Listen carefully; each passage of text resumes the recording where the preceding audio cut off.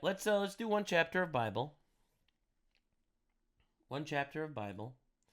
Before we get started, may God bless us with all sorts of success. Okay. So, in the previous chapter, Jacob left Laban, and his wife Rachel stole Laban's idol. Jacob then cursed whoever stole the idol, not knowing it was his own wife.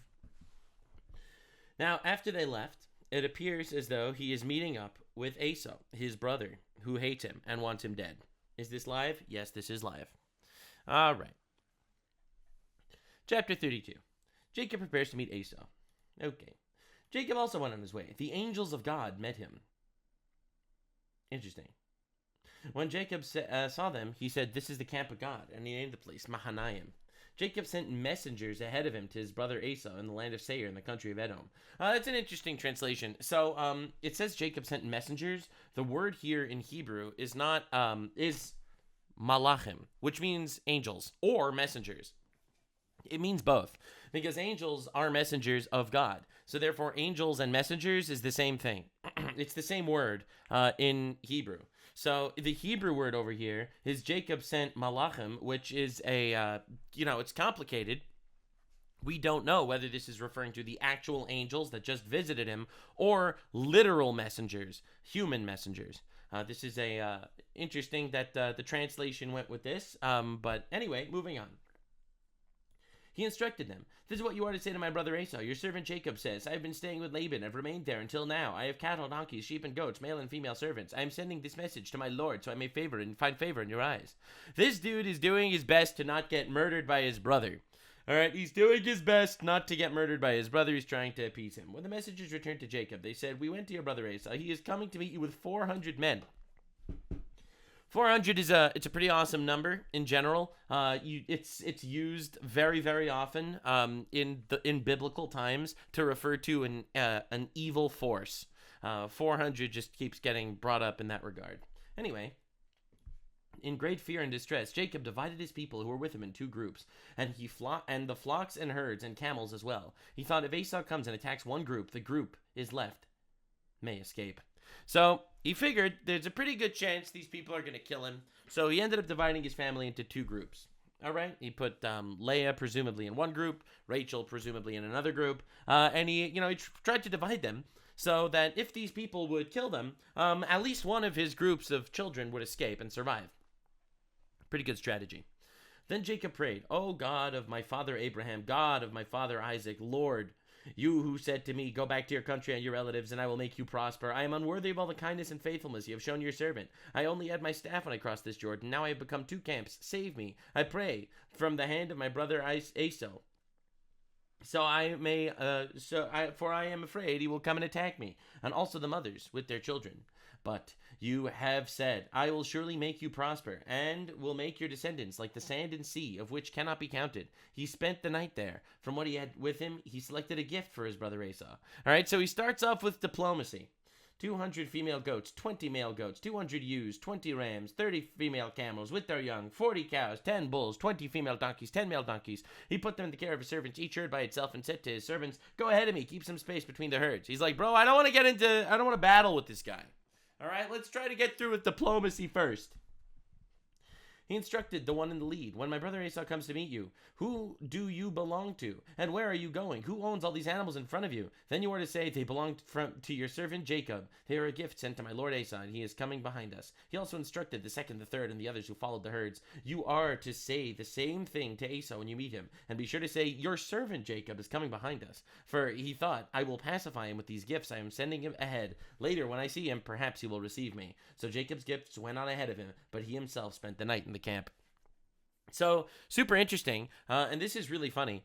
This is hilarious. So this dude, when he didn't just send all the gifts in one shot, he divided them into multiple groups. He's like, first you go and you give him all the camels, then you go and you give him all the donkeys, then you go and you give him all the ewes, then you go and you give him all the sheep, all right, to divide it up, basically to butter him up and make it feel like the presents are overwhelming. Okay. Now, before that actual meeting takes place, Jacob wrestles with God. I feel like this is also not exactly a proper translation into the English, but we'll see as we keep going. That night, Jacob got up and took 2 wives and 2 female servants, his 11 sons, and crossed the ford of Yabok. After he had sent them across the stream, he sent over all his possessions. So Jacob was left alone. A man wrestled with him till daybreak. All right, so this is awesome. I love this part. Okay, so Jacob took his sons and his servants and all that across the river, okay? And after he sent them across the river, Jacob was alone, and a man wrestled with him until daybreak. Who is this man? Who is this man? Anyone know who the man is that wrestled with him? He's just there, and all of a sudden a man starts wrestling with this guy? Who is the man? Anyone know? Anyone know? All right, we'll keep going. We'll see. When the man saw that he could not overpower him, he touched the socket of Jacob's hip. So the hip was wrenched as he wrestled with the man. All right? He dislocated Jacob's hip when this happened. Then the man said, "Let me go, for it is daybreak." All right. So, before we continue, for the record, there is a rule in Jew lore that Jews do not eat the hip area of cows because of this. As like an homage to this. Anyway, moving on. You will see. But Jacob replied, "I will not let you go until you bless me." So what do you mean, let me go, it's daybreak? What's this whole let me go, it's daybreak type deal? All right, that's pretty weird. All right, so all of a sudden this dude ambushes him. They're wrestling. He dislocates his leg. Jacob gets him in like a whole headlock kind of situation. Bro's like, "Please let me go. It's daybreak. I need to leave." This is pretty weird. The man asked him, "What is your name?" "Jacob," he answered. Then the man said, "Your name will no longer be Jacob, but Israel, because you have struggled with God and with humans and have overcome." Oh my God. So Israel actually is it's a composite word. All right. It's a combination of several words. It's Israel, which literally means man who sees God. And it is a composite of those 3 words, and that is Israel. So Jacob is literally him, and this is where he gets named Israel. So it seems like he's fighting the divine over here. All right, because when did he struggle with the divine? It's pretty weird. So there's multiple explanations, as far as I understand, as to who this divine person that was wrestling with Jacob until Jacob Jacob is Israel. Yeah, Jacob is Israel. That's why, in fact, in the Quran, for example, the Jews are called the Bnei Israel, the children of Israel, for example. Anyway, this is wild. So he struggled with the divine and with man. All right? This is incredible. This man that he seemingly struggled with, that injured him, seemingly was an angel. According to Jew lore, it was Satan, actually, and Satan happened to be the. So basically, all right, I'm gonna give you some overarching Jew lore here for a little bit. All right, little Jew lore. Everything in the physical plane has a corresponding parallel spiritual aspect to it. So, for example, when different idolaters would worship different idols, they didn't think that the rock that they're worshiping created the universe. All right, they're worshiping the spiritual side of the rock instead of going directly to God. They decided to get an intermediary to go to God instead. So there's a spiritual aspect to all things. So that means every human being even has some sort of spiritual side to us as well in some higher world that we don't understand. That would be, and so this man seemingly was the angel, or fallen angel, depending on how you interpret this, that was the person supporting Esau, his brother, because his brother was evil, trying to destroy him. So this angel seemingly was the angel of Esau, the spiritual side to him, which was Satan, the person coming to try to destroy him and destroy the line that would end up, King David comes from him, etc., etc. So anyway, that's one interpretation. Obviously, there are multiple interpretations, but that's what we're going with right now. So, because you have struggled with God and with humans, and then he gets a name. Now, this is something else interesting. Something else interesting here, and it's because even these angels that are, forces of evil, let's just say, are still angels and servants of God. There is nothing that isn't God. God is everything, obviously. So they are doing their duty.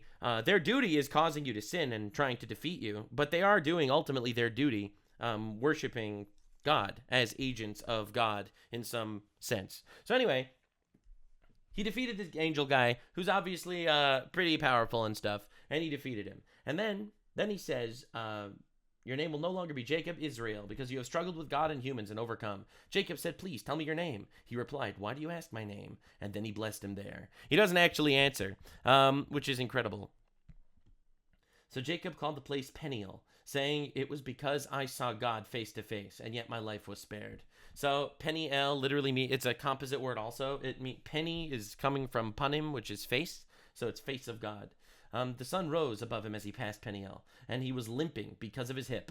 And Jacob limps from this moment forward, from this hip injury given to him by this angel. Therefore, this day the Israelites do not eat the tendon attached to the socket of the hip, because the socket of Jacob's hip was touched near the tendon. And I told you that earlier. And I, as well as all religious Jews, do not eat that part of the cow. Do not eat the tendons near the sockets of the hips of cows. Isn't that credible? Yeah, Israel is in the Bible. True. Yep.